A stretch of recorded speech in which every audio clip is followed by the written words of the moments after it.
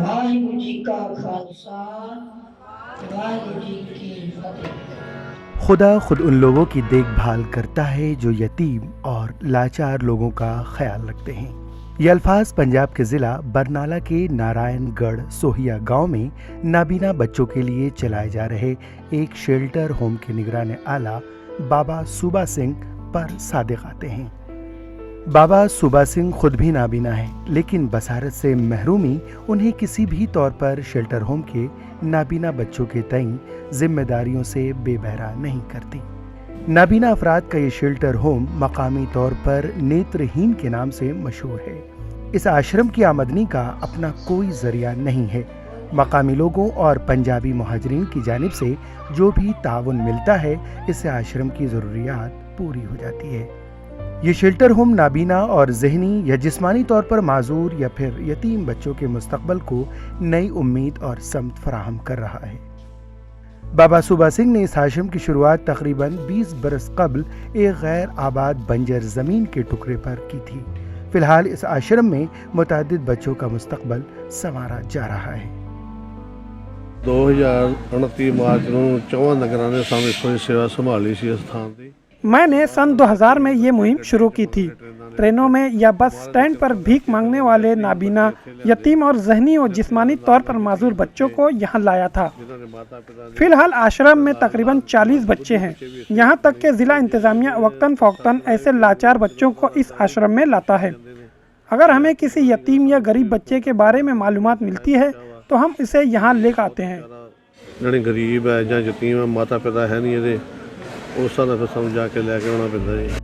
खैराती trust के एहतियात के गलत इस्तेमाल की खबरें तो हम सुनते ही रहते हैं, लेकिन इस आश्रम का इंतज़ाम और इंसराम बहुत ही बेहतर तरीके से किया जा रहा है। इसलिए इस शेल्टर होम में नाबीना और बेसहारा बच्चों की देखभाल करने का तरीका काबिल सताइश है।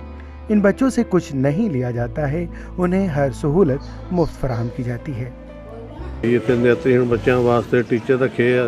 हमने नाबीना बच्चों को पढ़ाने के लिए एक टीचर की खिदमत हासिल की है। इन्हें ब्रेल सिस्टम की मदद से पढ़ाया जाता है। कंप्यूटर स्क्रीन और दीगर चीज़ों के बारे में ब्रेल डिस्प्ले का इस्तेमाल करके पढ़ सकते हैं। कुछ बच्चे मकामी स्कूल में भी ज़ेर तालीम हैं। पास दी लड़ीवार संख्या बच्चे कर रहे हैं। आश्रम में रहने वाले बच्चों को न सिर्फ बुनियादी सहूलियात फराहम की जाती हैं, बल्कि उन्हें रिवायती स्कूली तालीम, गुरबानी का पाठ और दीगर मजहबी सरगर्मियों की भी तरबियत दी जाती है। नाबीना बच्चों को ब्रेल सिस्टम की मदद से पढ़ाया जाता है। सानू इत्थे 5 साल हो गए। हम 5 बरसों से इस आश्रम में मुकीम हैं। पहले हम सड़कों पर रात गुजारते थे। बाबा जी हमें आश्रम ले आए।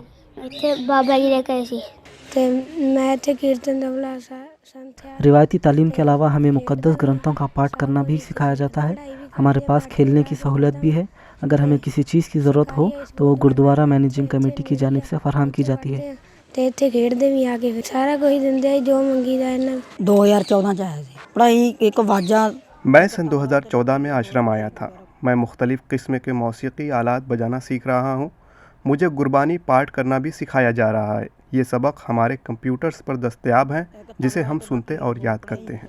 उस सिलेबस नूं असीं पहला सुन के फिर याद कर लेंगे। आश्रम की सबसे ऊपरी मंजिल श्री गुरु नानक देव जी के लिए वक्फ है, जहाँ हर रोज़ बच्चे गुरु ग्रंथ साहब का विर्द करते हैं। आश्रम से वाबस्ता अफराद अपनी खुशी के लम्हात अपने साथ रहने वाले बच्चों के साथ बांटते हैं। आश्रम का इंतज़ाम ठीक तरह से चल सके, इसलिए आसपास के देहात के लोगों ने एक ट्रस्ट तश्कील दिया है। इस आश्रम को गुरुद्वारा चंदवाना साहब के नाम से भी जाना जाता है। दरहकीकत यह आश्रम बेबस लोगों की मदद करके उन्हें रोजी रोटी कमाने के काबिल बनाकर सिख गुरुओं के उसूलों पर अमल पैरा है।